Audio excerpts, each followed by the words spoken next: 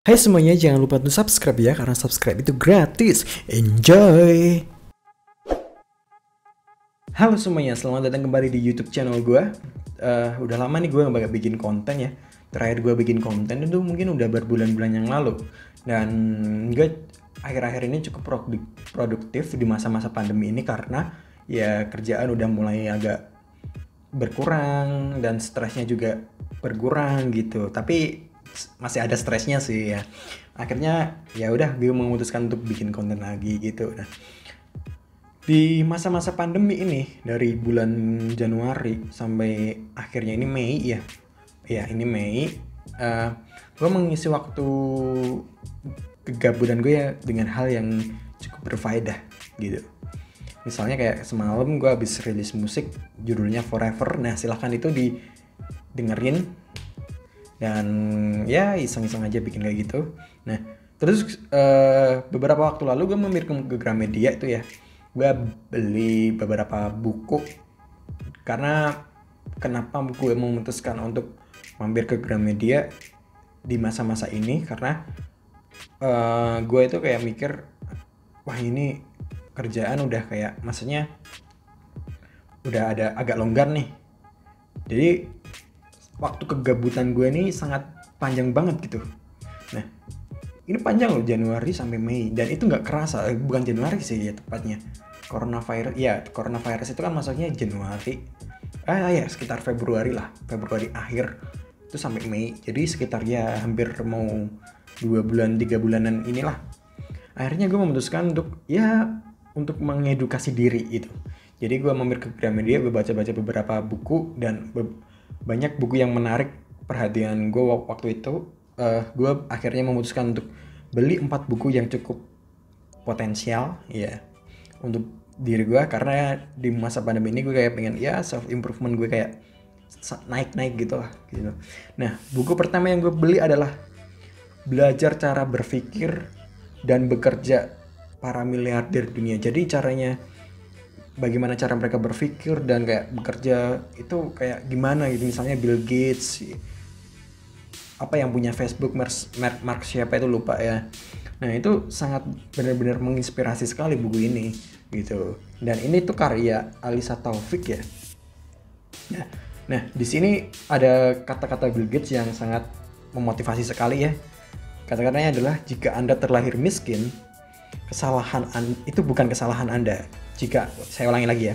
Jika Anda terlahir miskin, kesalahan itu bukan kesalahan Anda.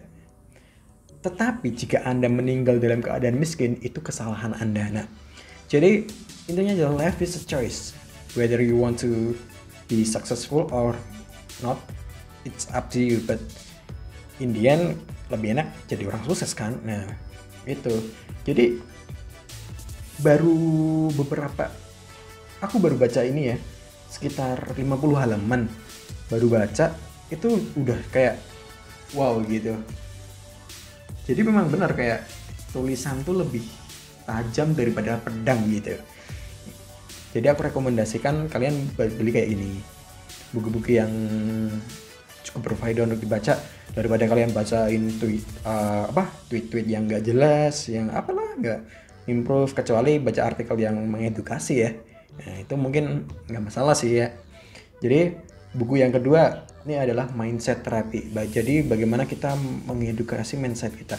Karena kita itu sering lupa bahwa kita tuh punya keinginan nih. Misalnya kita pengen gue pengen sukses, gue pengen bikin bisnis ini gini.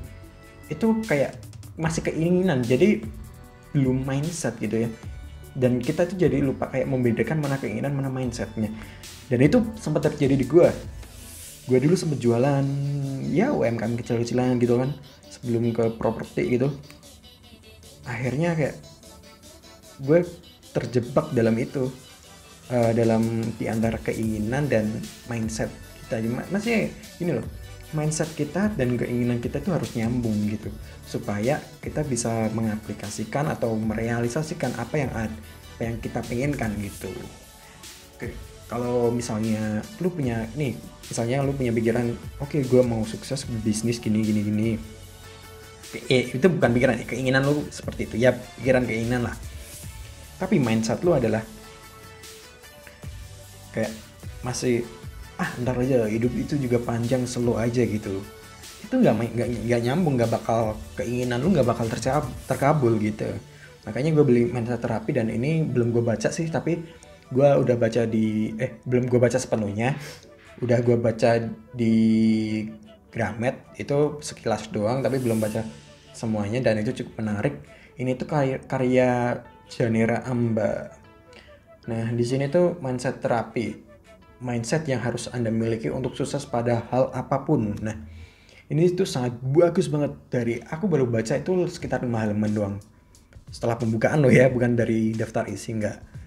Nah, itu bagus. Terus buku selanjutnya yang gue beli adalah Marketing 4.0. Bergerak dari tradisional ke digital. Nah, ini sebenarnya banyak sih ya, cara strategi marketing, cara menjual produk Anda itu di internet banyak banget. Tapi gue pengen kayak yang ada pengalaman dari orang lain gitu.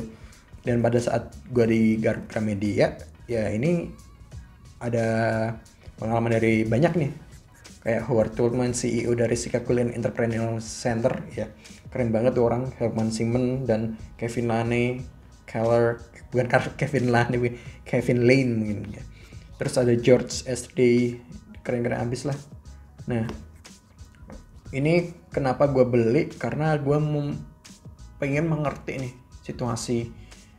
Ya selama ini mungkin beberapa bagi kalian ada yang masih kayak pemasarannya kayak tradisional banget gitu, dari mulut ke mulut itu, atau itu yang disebut words of mouth. Itu ya gue nggak bilang itu cemen ya bang atau gimana ya, itu it still works, but kita itu sekarang kan hidup di era digital. Nah, jadi gue pengen explore lebih luas tuh di era-era digital gitu. Apalagi kan sekarang gue jualannya ya lumayan berat gitu, jualannya bukan udah kayak yang jualan gue waktu UMKM dulu. Nah, terus buku terakhir itu yang gue beli adalah The Power of Habit. Ini belum sempat gue baca nih ya, tapi ini buku bagus banget, sangat-sangat bagus, dan ini di rentetan mega bestseller gitu.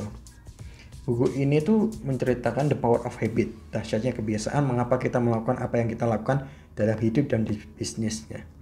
Jadi kayak ya benar-benar bagus lah, karena gini ya, kayak yang gue omongin tadi, gue pengen merubah kegabutan gue ini jadi yang hal cukup berfaedah. Akhirnya dengan membaca ini, buku-buku kayak gini, karena gue percaya itu kalau kita memiliki kebiasaan yang baik, maka ya baik sih, maka kita akan menuai hal yang serupa gitu ya. Jadi gue selalu percaya tuh apa yang lu lakuin itu yang kamu tuai, kata-kata orang zaman dulu tuh. Nah, di sini tuh karya dari siapa? Karya dari Charles Duhigg. Charles Duhigg ini dia udah beberapa kali bukunya tuh mega bestseller ya. Dan ini para orang-orang sukses, mentor-mentor gue pun juga merekomendasikan untuk baca bukunya dia. Tapi bukunya dia ini gue baca setelah gue selesai dengan dari yang tadi, belajar cara berpikir dan bekerja para miliarder dunia gitu. Nah, dan gue kayak udah nggak sabar gitu, kayak pengen membuktikan apakah di buku itu it really works or what or something gitu ya. Dan sejauh ini gue merasa kayak banyak perubahan banget gitu. Misalnya mulai dari bangun pagi gitu kan. Dan di buku ini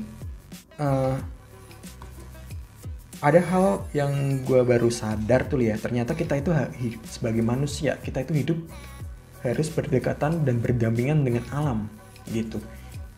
Misalnya gini, lu stres di kerjaan, lu pulang terus lu tidur atau lu ngapain lah, itu nggak sepenuhnya salah.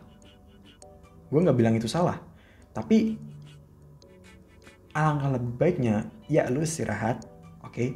Lu bangun pagi, kemudian terus lu keluar lari pagi ke tempat yang alam terbuka gitu ya, bukan wilayah kota ya, maksudnya yang dekat-dekat dengan alam, atau misalnya ada komplek perhutanan di perumahan kalian atau di mana gitu kan. Jadi itu lebih kayak bisa jadi ketenangan rohani gitu, ketenangan jasmaninya.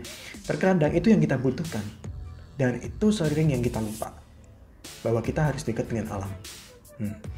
Nah makanya kan ada beberapa tuh selebgram Indo juga, misalnya si Dodit tuh, dia punya rumah di gunung tuh, gila banget tuh, punya rumah di gunung.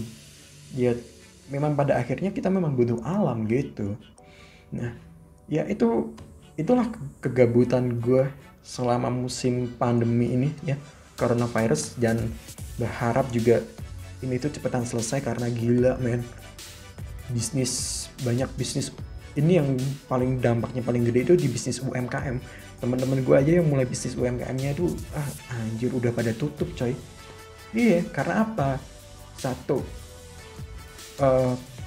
mereka nggak bisa jualan, terus ya otomatis nggak ada pendapatan juga. Mereka kan rata-rata pada sewa ruko atau bangunan gitu kan, rumah gitu, akhirnya macet nih.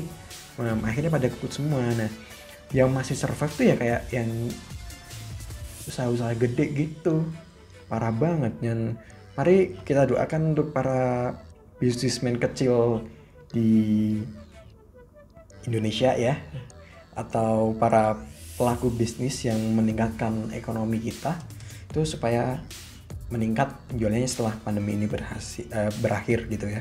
Jadi itu aja sih yang pengen gue bahas di konten kali ini ya. Mungkin temanya ini adalah konten yang cukup berfaedah, kegabutan yang cukup berfaedah gitu ya.